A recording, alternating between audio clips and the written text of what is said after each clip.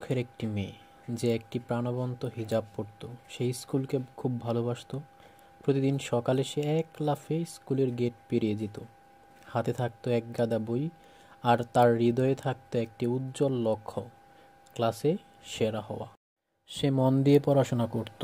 তার নোটগুলো রঙিন হাইলাইট এবং যত্ন সহকারে আঁকা চিত্র দিয়ে ভরা থাকত। যখন প্রথম রিপোর্ট কার্ড বের হলো, বিজ্ঞানে আয়েশার নাম তালিকায় শীর্ষে ছিল। তার মুখে এক বিস্তৃত হাসি ছড়িয়ে পড়ল। কিন্তু একাডেমিক যাত্রা আঁকাবাঁকা পথের মতো, কখনো মসৃণ, কখনো বন্ধুর। পরের টার্মে একটি চ্যালেঞ্জিং ইতিহাস প্রকল্প একটি কঠিন চড়াই প্রমাণিত হলো। তার সেরা প্রচেষ্টা সত্ত্বেও আয়েশার গ্রেড তার আশানুরূপ ছিল না। তার হাসি কিছুটা ম্লান হয়ে গেল।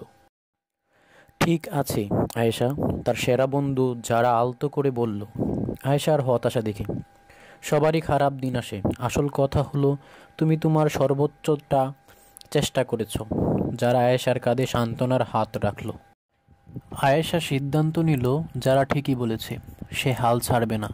পরের দিন সে ক্লাস শেষ করে তার ইতিহাস শিক্ষিকার কাছে গেল এবং মিসেস খানের কাছে গিয়ে সে বলল, আমি জানতে চাই আমি কোথায় ভুল করেছি।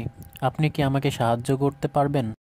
মিসেস খান একজন দয়ালু এবং জ্ঞানী শিক্ষিকা। মাথা নাড়ালেন। অবশ্যই আয়েশা, চলো আমরা তোমার প্রকল্পটি একসাথে দেখি।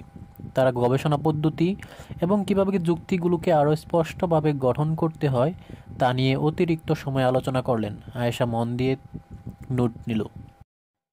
আয়েশা নতুন অধ্যয়ন কৌশল চেষ্টা করতে শুরু করলো। সে জারার সাথে একটি স্টাডি গ্রুপে যোগ দিল, যেখানে তারা একে অপরের সাথে কুইজ খেলত এবং ধারণা বিনিময় করত। সে ঐতিহাসিক ঘটনাগুলি আরও ভালোভাবে মনে রাখার জন্য টাইমলাইন আঁকাও শুরু করলো। ধীরে ধীরে কিন্তু নিশ্চিতভাবে আয়েশা তার উপলব্ধি বাড়তে দেখল। চ্যালেঞ্জিং ইতিহাসে ধারণাগুলি ঠিকঠাকভাবে বুঝতে শুরু করলো। সে কেবল মুখস্থ করছিল না, সে সত্যিই শিখছিল। চূড়ান্ত ইতিহাস পরীক্ষার দিন এলো। আয়েশা কিছুটা নার্ভাস অনুভব করল, তবে একটি শান্ত অনুভূতিও ছিল।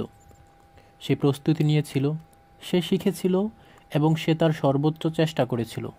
যখন ফলাফল এলো, আয়েশা ইতিহাসে প্রথম হয়নি, কিন্তু সে অসাধারণ উন্নতি করেছিল। তার ব্যক্তিগত সেরা অর্জন করেছিল। আরও গুরুত্বপূর্ণ, সে বুঝতে পারল যে সত্যিকারের সাফল্য কেবল একটি র্যাঙ্ক সম্পর্কে নয়, বরং শেখার এবং বৃদ্ধির যাত্রা সম্পর্কে। সে হাসল, একটি সত্যিকারের আন্তরিক এবং গর্বিত হাসি।